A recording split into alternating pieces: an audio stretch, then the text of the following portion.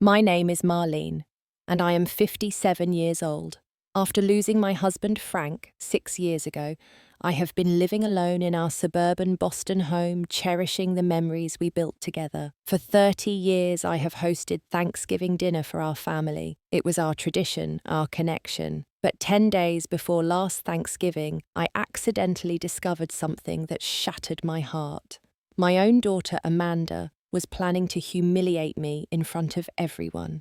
If you are watching from anywhere in the world, please hit that like and subscribe button if you have ever felt betrayed by someone you love and trusted with your whole heart.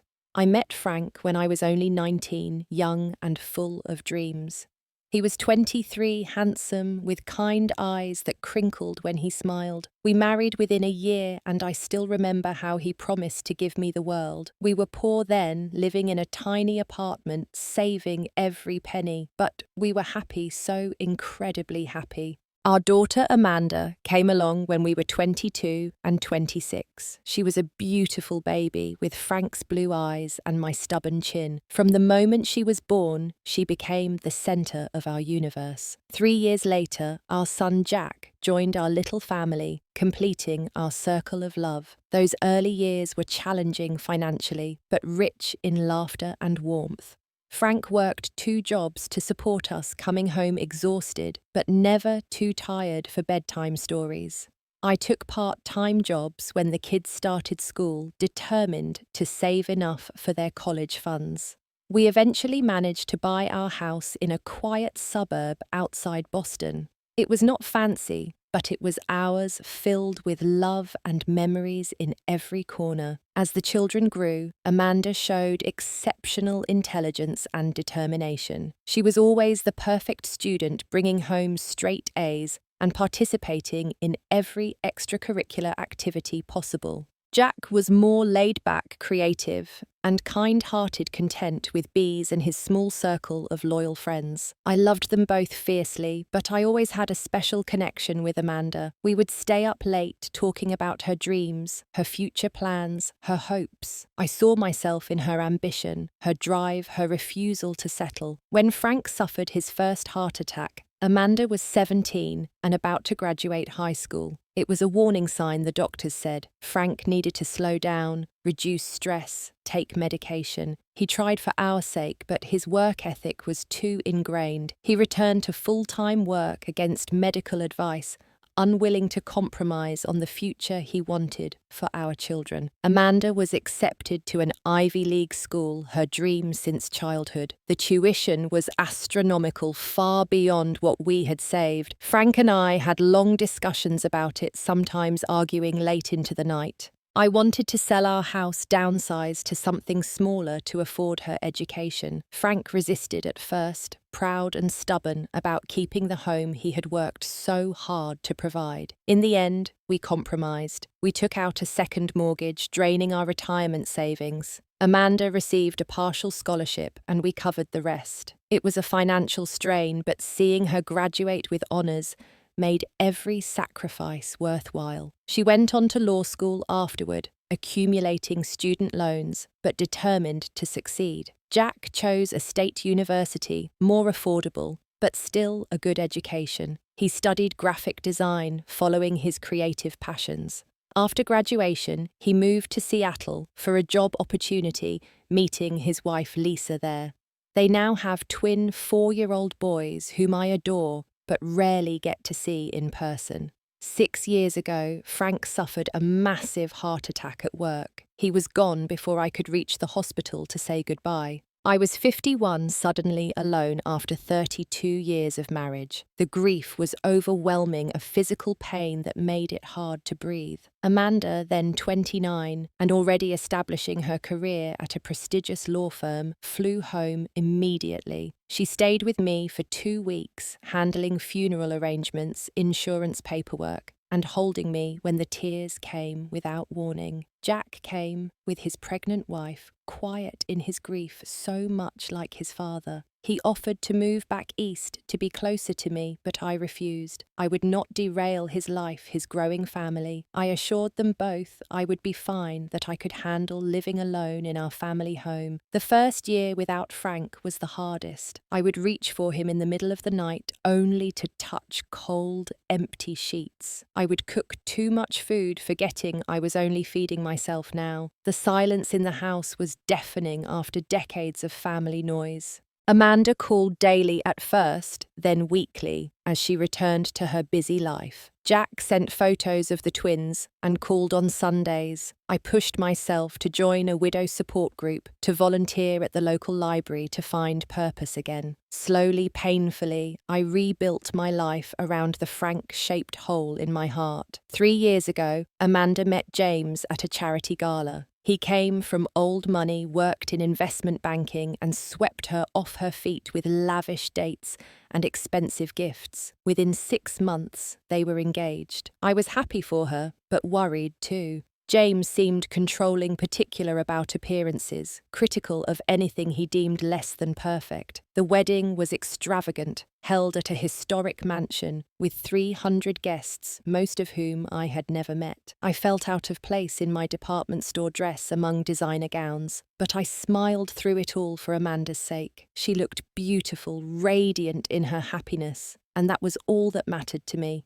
After the wedding, our relationship began to change in subtle ways. Amanda called less frequently. When we did talk, she would casually mention how outdated my wardrobe was, how I should consider a more modern hairstyle, how the house needed updating. James would be in the background sometimes, interjecting with suggestions about retirement communities that offered excellent amenities. I brushed these comments aside, attributing them to newlywed enthusiasm for all things new and modern. Amanda had always been particular perfectionistic even. It was not surprising that she had married someone similar. The one tradition that remained unchanged was Thanksgiving at my house. Every year I would cook for days, preparing all the family favourites. Turkey with my special herb stuffing, candied sweet potatoes, green bean casserole, cranberry relish from my grandmother's recipe, and 3 different pies because everyone had a different favourite. It was exhausting, but deeply satisfying, a connection to Frank and the life we had built together. Last year, 2 weeks before Thanksgiving, Amanda called with an unexpected suggestion. Would I mind terribly if she hosted Thanksgiving this year? She and James had bought a new house in an exclusive neighbourhood with a gourmet kitchen she was eager to show off. Their dining room could comfortably seat 12, and she had already invited his parents and sister, along with some colleagues she wanted to impress. I was surprised and a little hurt, but I agreed. This was a natural progression, I told myself. Adult children taking over family traditions. I offered to bring several dishes, but Amanda insisted she wanted to handle everything herself with the help of the caterer they often used for dinner parties. All I needed to do was show up. So I agreed, pushing down my disappointment. Change was part of life after all. I should be grateful that my daughter still wanted me included in her holiday plans. Little did I know what she was actually planning. 10 days before Thanksgiving, I was in my kitchen making a shopping list, trying to decide what small hostess gift to bring to Amanda and James's dinner. I realised I had forgotten to share my cranberry relish recipe with her, the one Frank had always said made the holiday complete. I picked up my phone and called her. The phone rang several times, and I was about to hang up when the call connected. I said hello, but there was no response, just muffled sounds in the background. I realised that Amanda had accidentally answered the phone without knowing it, what people call a butt dial. I was about to end the call when I heard my daughter's voice clearly mid-conversation with someone. I recognised James's deeper tones responding to her. My first instinct was to hang up immediately. Eavesdropping was not something I had ever taught my children was acceptable. But then I heard my name, and something in Amanda's tone made me pause. Mom will be devastated, but this is the perfect opportunity, she was saying, her voice clinical, detached. With everyone there for Thanksgiving, she cannot make a scene. Are you sure about the timing? James asked. Your mother is stubborn. She might not agree right away. Amanda laughed, a sound I had never heard from her before, cold and dismissive. She has no choice. The market is hot right now, and that house is sitting on prime real estate. We can get at least 700,000 for it, probably more. My blood ran cold. They were talking about my house Frank's and my house where we had raised our family, the house that was fully paid off and legally mine alone. What about the sentimental value? James asked, though his tone suggested he found the concept ridiculous. She and your dad were there for 30 years? 32, Amanda corrected. But she is one person rattling around in a 4-bedroom house. It is wasteful. The Sunshine Valley Retirement Community has excellent reviews and activities for seniors. She will adjust. I gripped the kitchen counter, feeling physically ill. My own daughter was planning to sell my home out from under me and place me in a retirement facility. And she was planning to ambush me with this at Thanksgiving dinner in front of everyone, counting on social pressure to force my compliance. What if she refuses? James pressed. She will not, Amanda said confidently. I will explain how worried we are about her living alone at her age, how the stairs are becoming dangerous, how the maintenance is too much. Jack will back me up once he hears our concerns. My knees buckled and I sank onto a kitchen chair. Jack was in on this too, my sweet son who called faithfully every Sunday. But then Amanda continued. He does not know yet, but he always defers to my judgment with Mum. He will see it is for the best. A small relief flooded me. At least both my children were not conspiring against me. Besides, Amanda added in a lower voice, she has been depressed since Dad died. Isolated. This way she will have peers' activities, medical care on site, and we can use her house money to expand the business into the West Coast market. So that was it. Not concern for my welfare, but my house and the money it represented.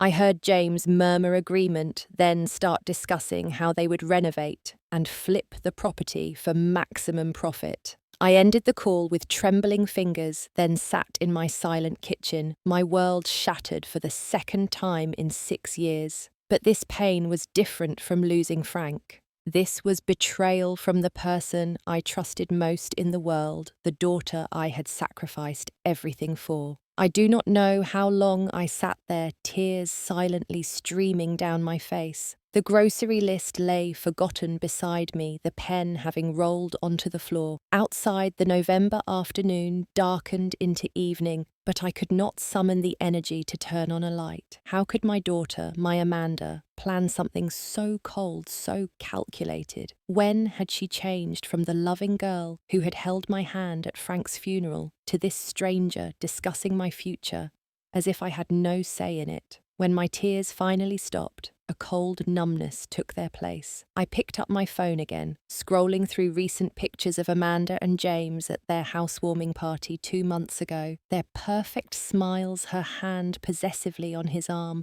the gleaming marble countertops in the background. Had she been eyeing my house even then, calculating its value, planning where to put me so they could take it? I thought of calling her, confronting her immediately.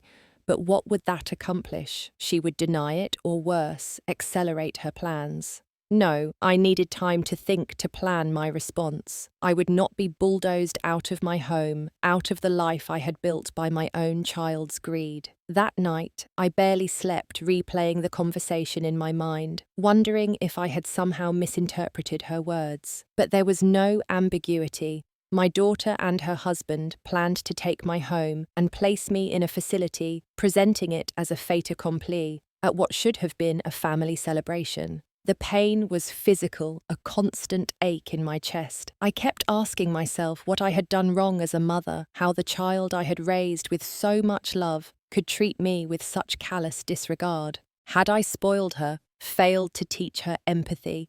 Or was this James's influence, his materialistic values corrupting her? I took out old photo albums tracing Amanda's face from infancy through graduation, her wedding. In every picture, she was smiling, seemingly happy. I had been so proud of her accomplishments, her determination. Had I been blind to a darker side of her personality? Or had success and wealth changed her so fundamentally? These questions tormented me as dawn broke. finding me still awake, eyes swollen from crying, heart heavy with betrayal. The next day, I moved through my morning routine like a ghost, barely tasting my coffee, unable to focus on anything but the pain. I called Sarah, my closest friend since college days, the only person I felt I could confide in completely. Sarah came over immediately, her face lined with concern when she saw my exhausted state. We sat in my living room, the living room Amanda planned to sell to strangers, and I told her everything I had overheard. Sarah was furious. Her reaction validated my feelings, the rage and hurt I was trying to process. She urged me to confront Amanda immediately, to tell her I knew about her scheme and would never agree to it. "You need to shut this down now," she insisted, pacing in front of my fireplace, "before they try to bulldoze you at Thanksgiving." But I was not ready for confrontation. The wound was too raw, my thoughts too scattered. "I need time to think," I told her. "If I confront her now, I might say things I will regret. Things that cannot be taken back." Sarah reluctantly agreed, but made me promise to stand my ground. "This is your house, Marlene, your life. Do not let anyone, even your own daughter, make decisions for you." After she left, I wandered through my home, seeing it through new eyes. The kitchen where I had taught Amanda to bake cookies. The backyard where Frank had built a swing set for the children, the master bedroom where he and I had whispered our dreams in the dark. This was not just real estate, it was the physical manifestation of our family history, irreplaceable and precious. That night, I could not sleep again. I kept thinking of all the sacrifices Frank and I had made for our children, especially Amanda. The vacations we never took, the older cars we drove, the extra jobs we worked, all to ensure she could have the education and opportunities we had lacked. Had she forgotten all that? Or worse, did she remember, but simply not care? I thought of calling Jack, telling him what his sister was planning. But what if Amanda was right about him deferring to her judgment? What if he agreed with her that at 57 I was too old to live independently? The thought of both my children conspiring against me was too painful to contemplate. The next day brought no clarity, only deeper confusion and hurt. I cancelled my volunteer shift at the library, unable to face friendly conversation. Instead, I sat at my kitchen table listing my options. I could confront Amanda directly, tell her I knew her plans, and refuse to cooperate. I could pretend ignorance, attend the Thanksgiving dinner, and firmly decline any suggestions about selling my home or moving. I could avoid the dinner entirely, citing illness or other plans. None of these options felt right. The first risked a permanent rupture with my daughter. The second subjected me to public pressure and potential humiliation. The third merely postponed the inevitable confrontation. As I pondered my dilemma, doubts began to creep in. Was I overreacting? Perhaps Amanda truly believed a retirement community would be better for me. Perhaps she was concerned about my living alone, the maintenance of an older home, the possibility of accidents with no one nearby to help. But then, I remembered her cold laugh, the discussion of property values and business expansion. No, this was not about my welfare. This was about my home as an asset they wanted to control. For 3 days, I existed in this limbo of hurt and indecision.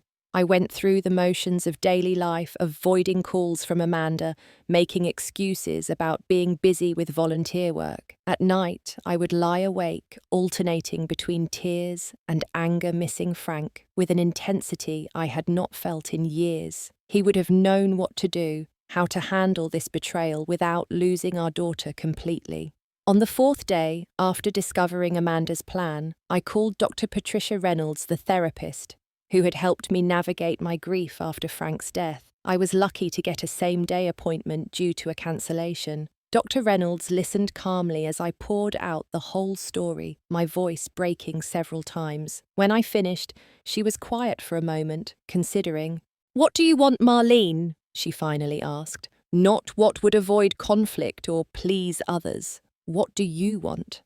The question startled me. I had been so focused on Amanda's wants on avoiding confrontation that I had not clearly articulated my own desires. I want to stay in my home, I said firmly. I am only 57, active and healthy.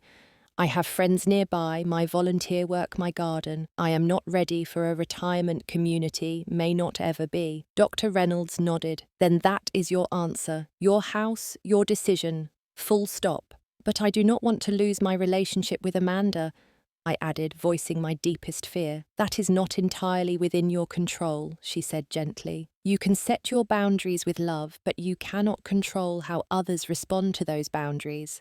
Sometimes people need to face consequences to recognize the harm they are causing.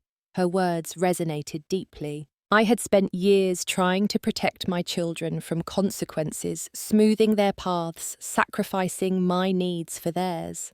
Perhaps that pattern had contributed to Amanda's current behavior, her assumption that my life was somehow less valuable than her plans.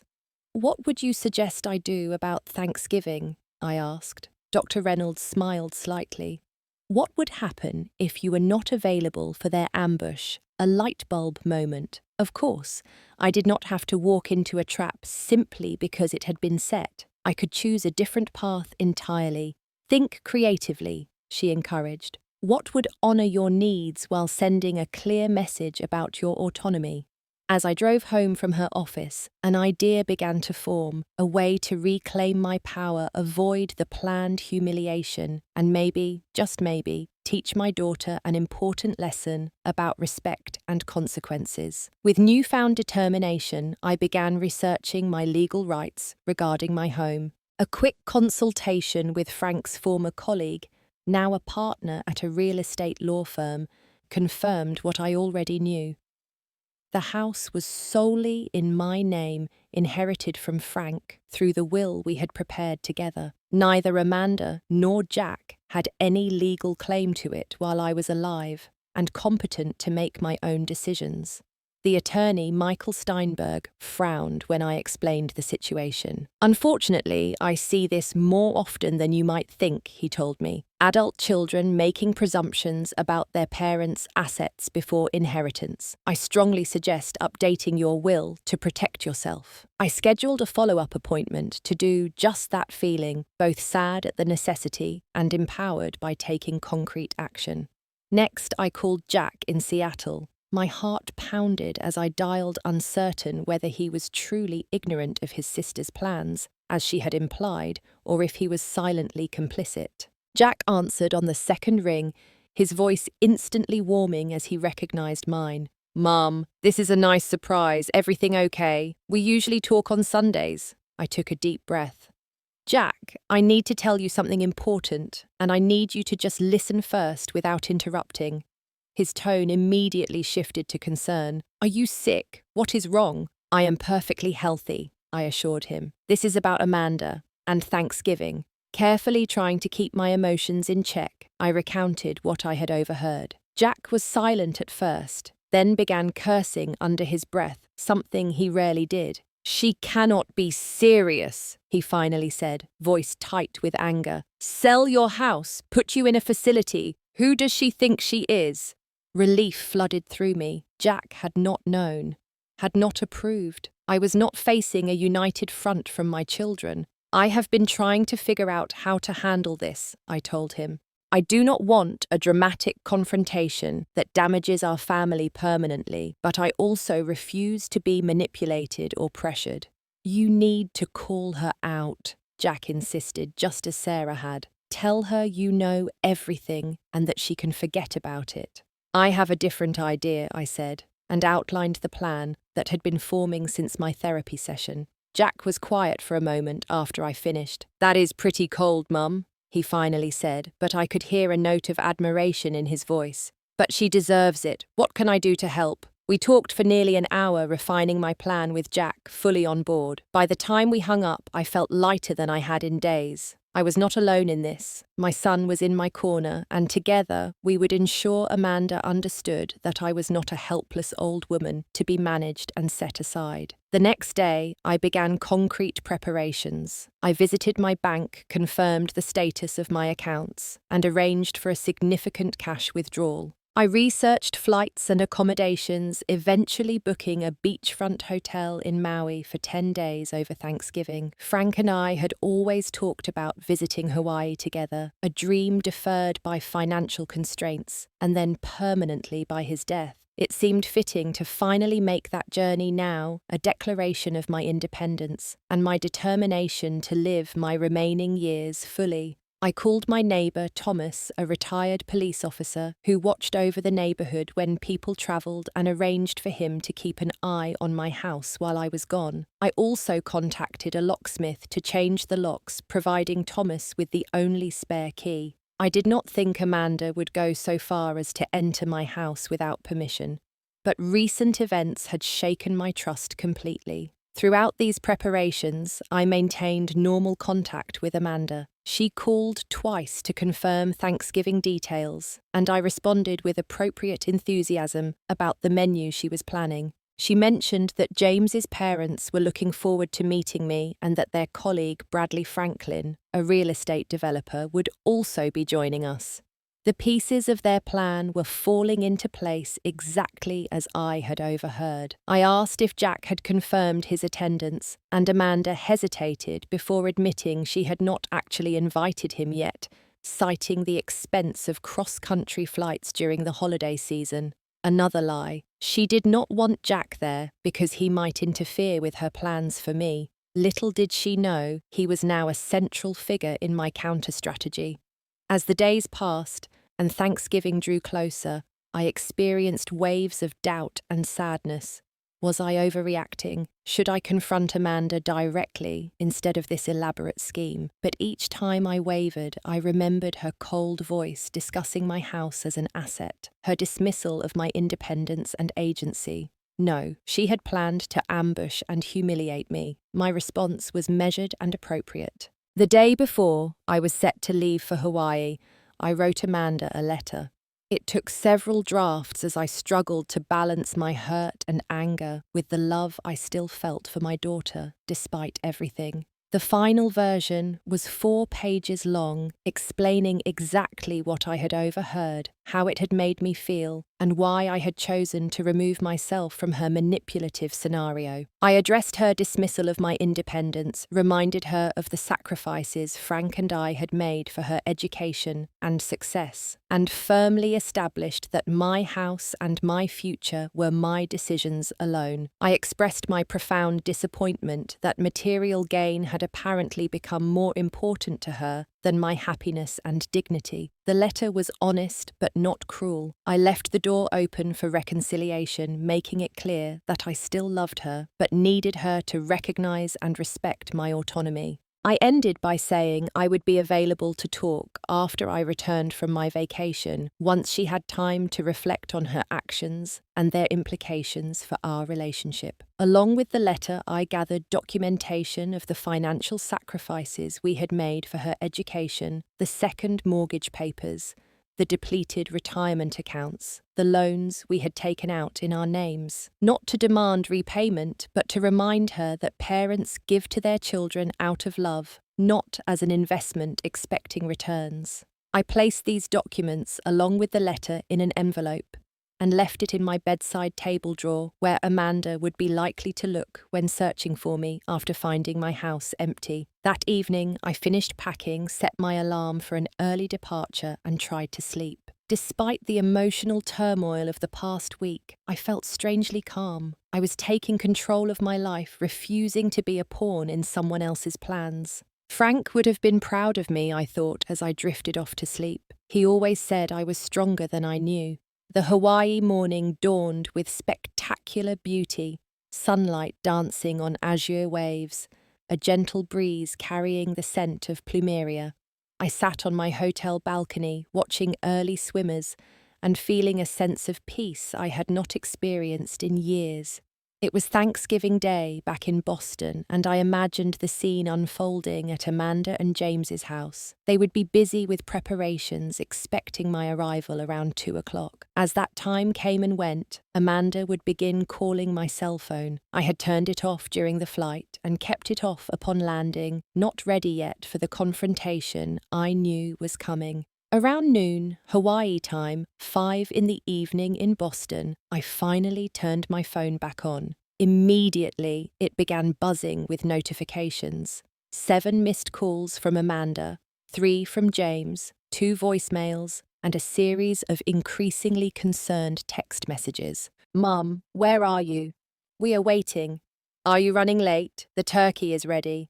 Mum, please call me. I am getting worried. I am going to drive to your house if you do not answer soon." The final message sent just 30 minutes ago. "Your car is in the driveway, but you are not answering the door. Where are you?" So she had gone to my house, found it locked and empty, except for my deliberately parked car. She was probably inside now, searching for clues about my whereabouts, maybe fearing the worst. I considered letting her worry a bit longer. A petty revenge for the anxiety she had caused me. But I was not cruel by nature. I dialed her number, heart pounding as I waited for her to answer. "Mum!" Her voice was frantic. "Where are you? I have been calling for hours. Are you okay?" "I am perfectly fine, Amanda," I said calmly. "How is your Thanksgiving going?" "Where are you?" she demanded, ignoring my question. "Your car is here, but you are not. The neighbors have not seen you." I was about to call the police. "That would be a waste of police resources," I said. "I am on vacation." There was a stunned silence on the other end. "Vacation," she finally echoed. "What do you mean vacation today is Thanksgiving? You are supposed to be here with us, with family." I decided I needed a change of scenery. Hawaii is beautiful this time of year. "Hawaii," her voice rose in pitch. "You went to Hawaii without telling anyone. During Thanksgiving, Mum, that is completely irresponsible. We have been worried sick." I let her continue for a moment, cataloguing my thoughtlessness, my failure to communicate my disruption of her carefully planned dinner. When she finally paused for breath, I spoke quietly. "Look in my bedside table drawer, Amanda." "What? Why would I?" "Just look." I heard movement, the sound of the drawer sliding open. Then silence. "What is this?" she finally asked, her voice suddenly small. "A letter explaining why I chose not to attend your Thanksgiving dinner, and some documents I thought you should review. I will let you read them. We can talk when I get back." "Mum, I accidentally overheard your conversation with James 10 days ago." I continued, my voice steady, despite the emotion threatening to overwhelm me. "I know exactly what you were planning for today. The ambush about selling my house, bringing in James's real estate developer friend to pressure me, moving me to Sunshine Valley." More silence, then a shaky intake of breath. "It was not like that," she finally said. But her voice lacked conviction. "It was exactly like that," I countered. "And rather than subject myself to public manipulation and humiliation, I chose to remove myself from the situation entirely, to make it clear that my life and my home are mine to decide about, not yours." I heard what sounded like a muffled sob. "Mum, please, we were just concerned about you living alone. The house is so big, and since Dad died—" "Do not lie to me," I interrupted, a flash of anger breaking through my calm facade. "I heard you and James discussing the market value of my house and how you could use the money for your business expansion. I heard you laugh about my attachment to the home where you grew up, where your father and I built our lives." Amanda was crying openly now. "I am sorry," she choked out. We thought. You thought you could make decisions about my life without consulting me, that you knew better than I did what I needed, that my feelings and wishes were less important than your plans. No, that is not true." But her protest sounded hollow, even to her own ears, I suspected. "Read the letter, Amanda. Read the documents. Then think very carefully about what kind of relationship you want with me going forward, because I will not be managed or manipulated, not even by my own child." "Mom, please come home." We can talk about this in person. Fix things. I will be home in 10 days. I am finally taking that Hawaiian vacation your father and I always dreamed about, but never managed to afford because we were paying for your education instead. The words were pointed, and I heard her sharp intake of breath. I am not saying this to hurt you, Amanda. Just to remind you of the choices and sacrifices parents make for their children, choices made out of love, not obligation. I would make them all again because I love you, but that love does not give you the right to take over my life. She was silent for a long moment. I never meant to hurt you, she finally whispered, but you did, and intentions matter less than impacts. I softened my tone slightly. I love you, Amanda. That has not changed, but our relationship needs to change. I need your respect, not just your concern. What about Thanksgiving? She asked in a small voice. Everyone is here waiting. Tell them I had a last-minute opportunity for a dream vacation. It is even the truth, and Amanda Jack knows everything. We have talked at length. Another silence. You told Jack. Her voice was barely audible. Yes, he was as shocked and hurt as I was by your plans. In fact, he and Lisa and the boys are flying to Maui tomorrow. We are having our own Thanksgiving celebration here. You are spending Thanksgiving with Jack. Now she sounded truly wounded. Without me, that was your choice, not mine. I reminded her gently. You chose to plan a holiday around ambushing me rather than genuinely including me. Jack chose to support my independence and happiness. I could almost see her flinch through the phone. What do I tell James's parents and Bradley? The truth might be refreshing, I suggested, but that is your decision to make. I need to go now. My beachfront massage appointment is in 30 minutes. Mum, wait. Read the letter, Amanda. We will talk when I return. I love you. I disconnected the call and turned off my phone again, knowing she would try to call back immediately. My hands were trembling and tears threatened, but underneath the emotional turbulence was a core of solid satisfaction. I had stood up for myself, had refused to be a passive participant in my own life, had asserted boundaries that were long overdue. The massage I had mentioned was not a lie. I had booked a full spa day as a gift to myself, the kind of indulgence I had rarely allowed even after Frank's insurance payout had left me financially secure. Today seemed the perfect time to begin putting my needs first, without guilt. As I walked along the beach toward the resort spa, I lifted my face to the sun and took a deep breath of salt-tinged air. For the first time since Frank's death, I felt truly alive again, not just existing, but living with purpose and autonomy. It was painful that this awakening had come through my daughter's betrayal, but perhaps that shock had been necessary to break me out of the holding pattern I had been in. Tomorrow, Jack and his family would arrive, and we would create new holiday memories together.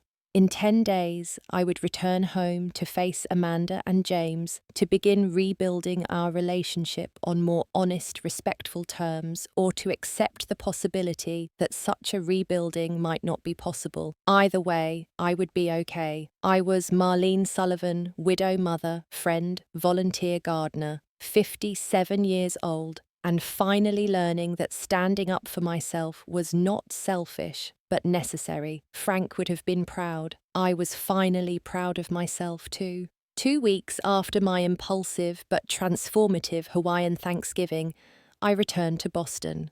The weather was a shock after Maui's tropical warmth, the grey November sky matching my apprehension about the confrontation to come.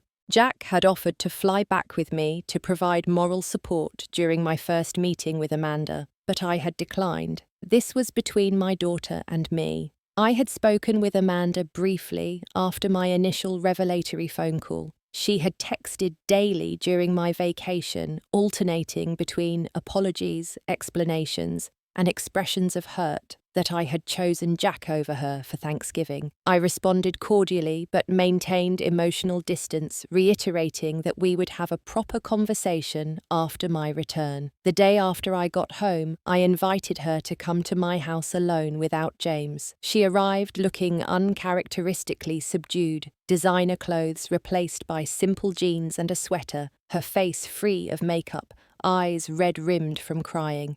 We sat in the living room, the awkwardness between us painful after a lifetime of easy conversation. She glanced around at the familiar furnishings, the photos on the mantel, Frank's reading chair still positioned by the window, and began to cry softly. "I am so sorry, Mum," she said, voice barely above a whisper. "I do not know what I was thinking, what we were thinking." I let the silence stretch, giving her space to continue without interruption. "James has been so focused on expanding the business. We needed capital, and he mentioned several times how this neighborhood has become desirable, how your house would sell for much more than you probably realize." She twisted her hands in her lap. "It started as just talk, but then it became a plan, and somehow I convinced myself it was for your own good too." "And the retirement community?" I asked quietly. She had the grace to look ashamed. "Sunshine Valley is actually very nice. I visited it. They have activities, outings, medical staff on site. I told myself you would be safer there, less isolated." "All without asking what I wanted." She nodded miserably. "I know how it sounds now. I got caught up in James's vision, in the practicality of it. I forgot to consider your feelings, your attachment to this house, your independence." She looked up, meeting my eyes directly for the first time. "I was wrong, completely wrong, and I am so sorry." I studied my daughter's face, searching for the genuine remorse I needed to see. It was there, along with fear that she had damaged our relationship beyond repair. "I trusted you, Amanda," I said finally, "more than anyone else in the world after your father died, to discover you were planning to go behind my back, to use Thanksgiving as an ambush, to essentially take over my life without my consent. That broke something fundamental between us." Fresh tears spilled down her cheeks. "Can it be fixed?" she asked in a small voice that reminded me suddenly of her childhood of skinned knees and hurt feelings that Mommy could always make better. "I hope so," I said honestly. "I want it to be, but things need to change." She nodded quickly. "Anything, just tell me. First, I need to know this was not entirely your idea, that James influenced your thinking." She hesitated, loyalty to her husband warring with honesty. "It was his idea initially," she admitted, "about using your house equity for the business expansion, but I went along with it willingly. I cannot blame him entirely." I appreciated her taking responsibility. "And now, what does he think about all this?" Amanda looked down again. "He thinks I made a mess of things by not being direct with you from the start. That if we had simply asked you to consider selling, presented the business opportunity offered to help you find a nice condo instead of a retirement community, you might have been open to it." I raised an eyebrow. "And would I have been?" She gave a sad half smile. "No, not if I had really thought about it. This is your home with Dad. I grew up here. You have friends nearby, your garden, your whole life. I was being selfish, focusing on our needs instead of yours." We talked for over 2 hours, covering painful ground, but necessary for healing. Amanda admitted feeling that as the successful daughter, she knew better than me about financial matters and living arrangements. I acknowledged that I had perhaps enabled some of this attitude by deferring to her judgment after Frank died, when grief had temporarily undermined my confidence. By the end of our conversation, we had reached a tentative peace, not the easy closeness we had once shared, but the beginnings of a new relationship based on mutual respect rather than maternal self-sacrifice. "I would like us to see a family therapist together," I suggested, "to help rebuild trust and establish healthier patterns." Amanda agreed immediately, relieved to have a concrete step toward reconciliation. As she prepared to leave, she hesitated by the door. "James wants to apologize too," she said. "He feels terrible about his role in all this. Would you be willing to talk with him sometime soon?" I considered the request. James had never impressed me as someone capable of genuine remorse, but he was my daughter's husband. For her sake, I needed to at least try to maintain a civil relationship. Next weekend, I decided. Sunday dinner here, I will cook. She nodded gratefully and hugged me before leaving, holding on longer than usual, as if afraid I might disappear again.